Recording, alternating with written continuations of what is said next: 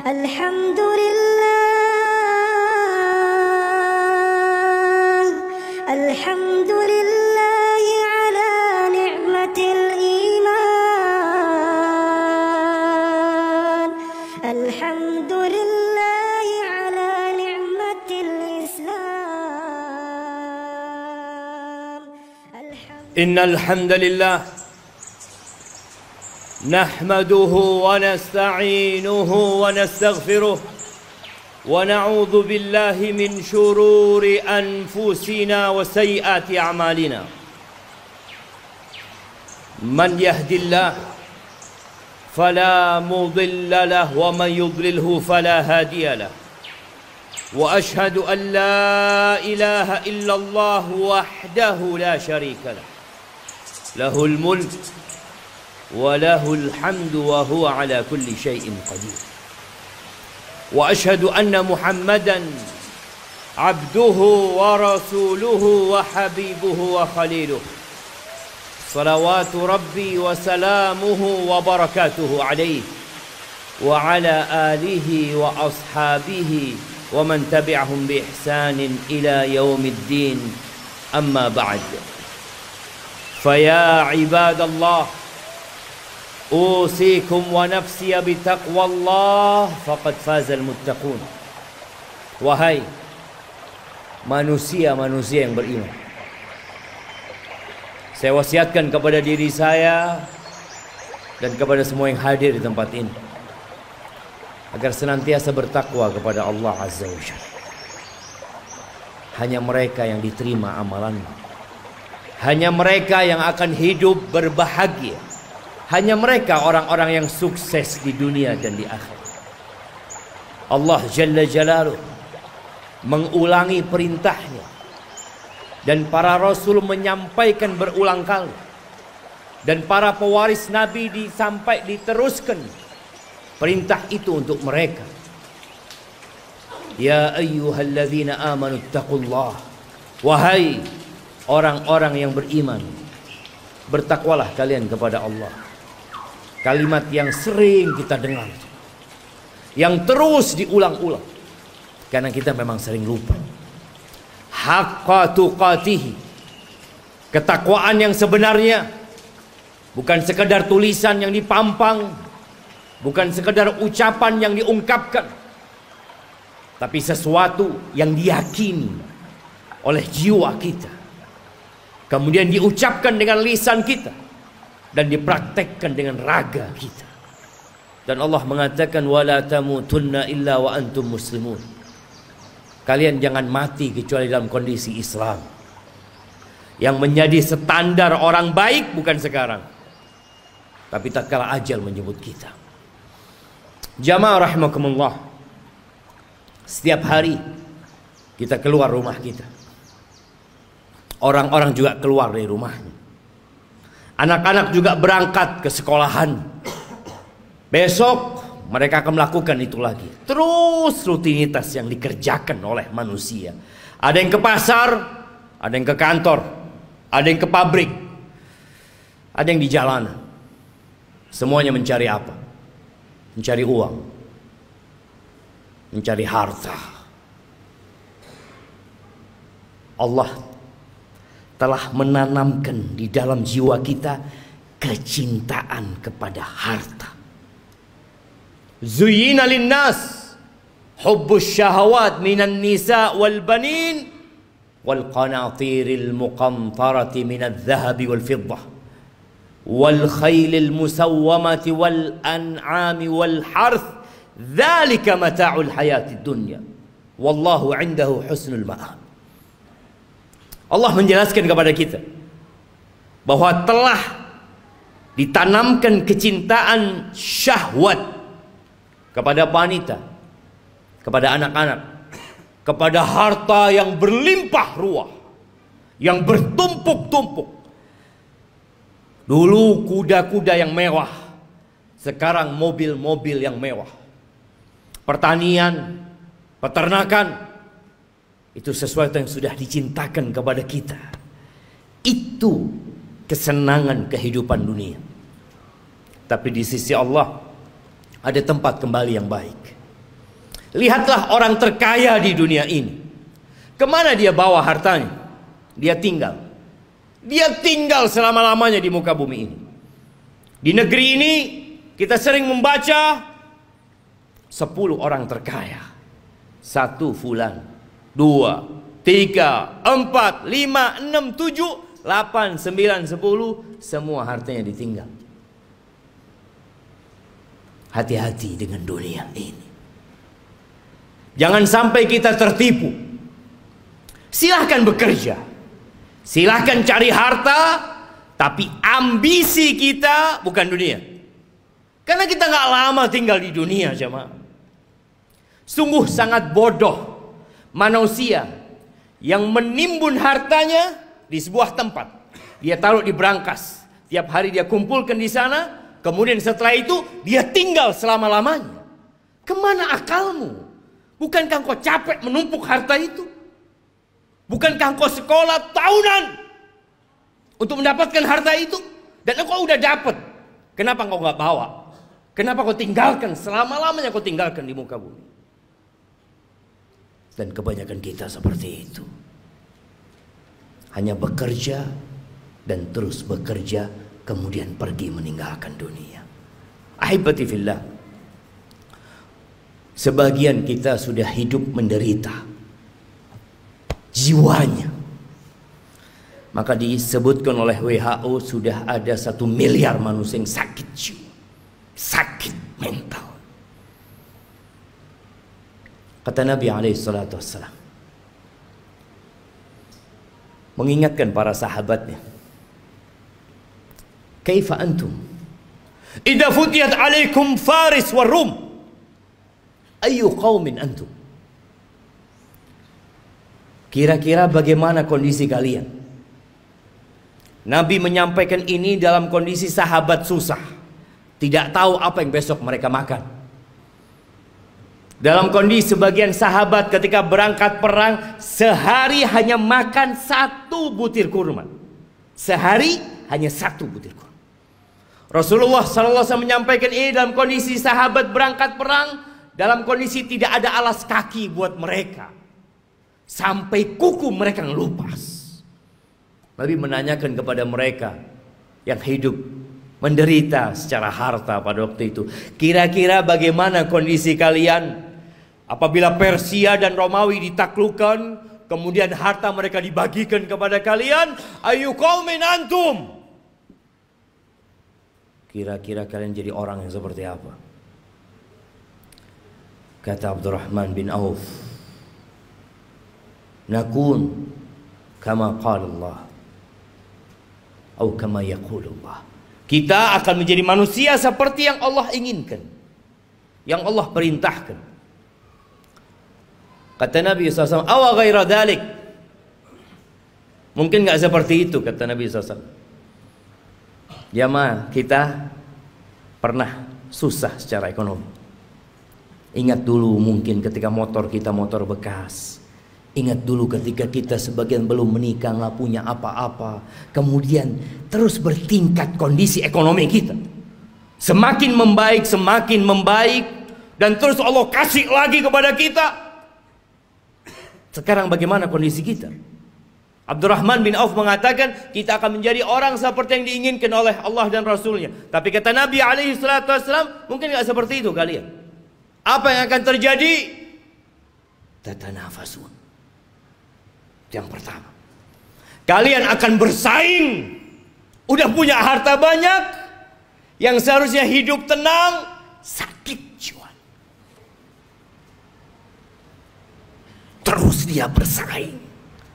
Motornya kepingin lebih baik dari motor orang lain, handphonenya kepingin lebih baik dari orang lain, hartanya kepingin lebih banyak dari orang lain, rumahnya kepingin lebih bagus dari yang lainnya.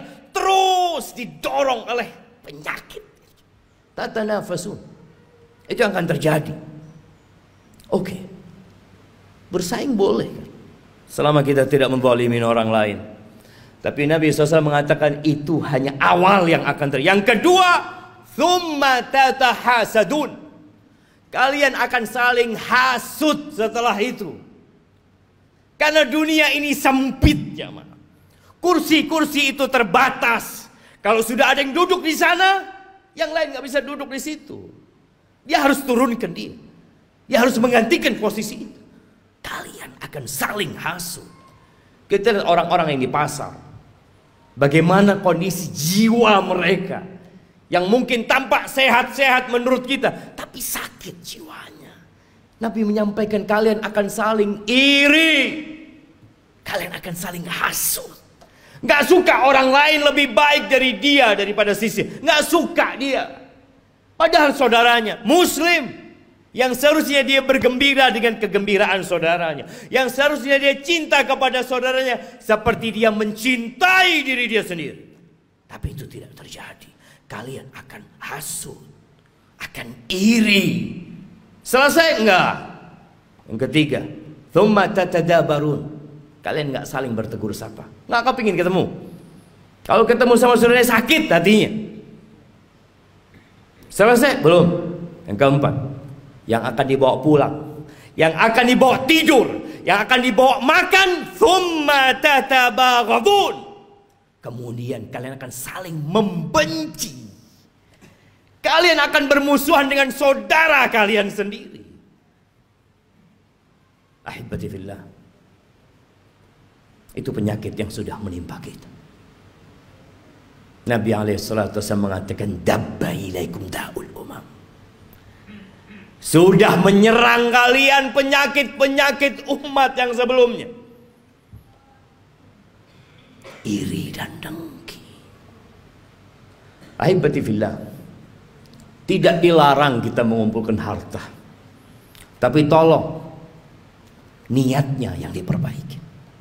Rasulullah sallallahu alaihi wasallam ketika melihat ada seorang sahabat yang bekerja keras mengumpulkan harta, kata orang-orang di kalangan sahabat yang lainnya mengatakan, laita hadza fi sabilillah.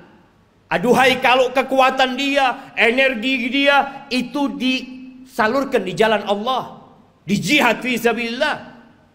Maka Nabi mengatakan kepada para sahabatnya, lau kana yas'a. Kalian tahu kalau orang ini keluar bekerja dalam rangka memberikan nafkah kepada kedua orang tuanya yang udah sepuh, fahuwa fi sabilillah. Dia di jalan Allah. Yang kedua, lau kana kharaj yas'a ala auladin lahu sigar. Kalau dia bekerja dalam rangka niatnya memberikan nafkah kepada anak-anak yang masih kecil, fahuwa fi sabilillah. Dia di jalan Allah. Jangan diremehkan dia bekerja. Yang ketiga, in kana kharaja yas'a yu'iffa nafsah.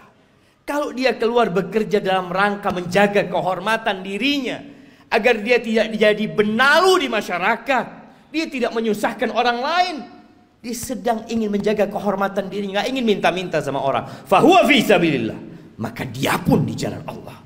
Tapi yang keempat, in kana kharaja riya'an wa mufakharatan. Tapi kalau dia kerja dalam rangka riya, pamer, dalam rangka berbangga-banggaan dengan harta dia, fahuwa fi sabilis syaitan, maka dia di jalan syaitan. Jangan sampai tiap hari kita keluar rumah kita, kita sedang berada di jalannya syaitan. Bekerja hanya untuk berbangga-banggaan, hanya untuk pamer kepada orang lain. Aqulu qawli hadza wa astaghfirullah li wa lakum wa lisairil mu'minin wal mu'minat fastaghfiruh innahu huwal ghafurur rahim.